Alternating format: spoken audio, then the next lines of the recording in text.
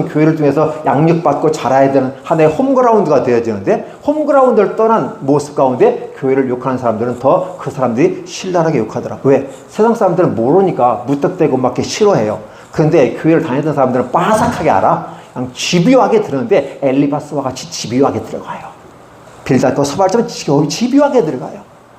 그러면서 회개하지 않으니까 막 화를 내면서까지, 그동안은 어떻게 요백에 화를 내요. 권력 서열 1위인 요백에 목소리 하나 뻥끗했다가는 후원금 끊어버리는데, 지원하는 거 다 끊어버리는데, 그렇죠?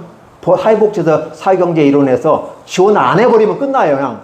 그렇죠? 안 해버리면 끝나버리는 거거든요.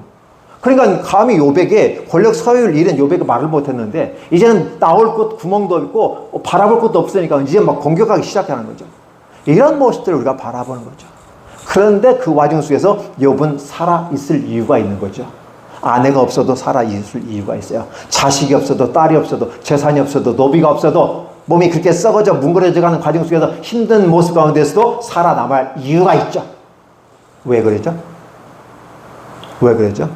저는 여기에서 목사님들의 목회 사역 가운데, 힘든 가운데 살아남아야 될 이유를 찾아봐요. 목사님들이 욥보다는 고난이 심하지는 않다고 생각됩니다. 그러다 보면 욥이 그 과정을 견디고 이겨냈더니 하나님이 갑절로 주셨다고 하는 그 비포와 애프터를 비교해 봤을 때 복 주신 것에 근거해서 얘기할 수 있지만, 이렇게 얘기하면 어때요? 또 근거 중심으로 이렇게 얘기하는 거잖아요.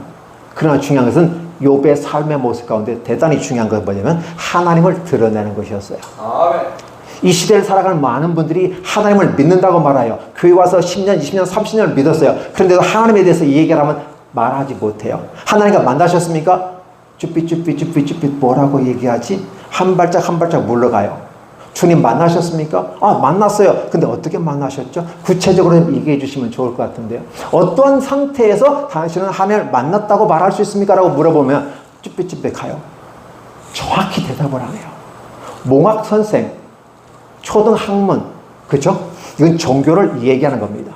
그러니까 종교 상태에서 애매모호하게 설명하는 그 기준을 가지고 하나님을 마치 구름 가운데서 봉사가 소경이 코끼리를 만지는 것처럼 바라보는 게 몽학 선생이고 초등학문이고 율법 가운데서 하나님을 바라보기 때문에 몰라요. 그러니까 복음은 정확하게 알려줍니다. 정확하게 분별합니다. 그래서 거룩이라는 단어를 쓸 땐 구별이라는 단어를 쓰게 되고, 구별이라는 단어를 썼을 땐 분명히 분류가 돼요. 목사님들이, 사명자들이, 기독교인들이 이 세상을 제대로 바라보지 못하는 것 같은 느낌을 받습니다. 보수는 보수로 가고 진보는 진보로 가고, 또 나중에 둘이 만나서 치고받고 싸우고, 나중에 보니까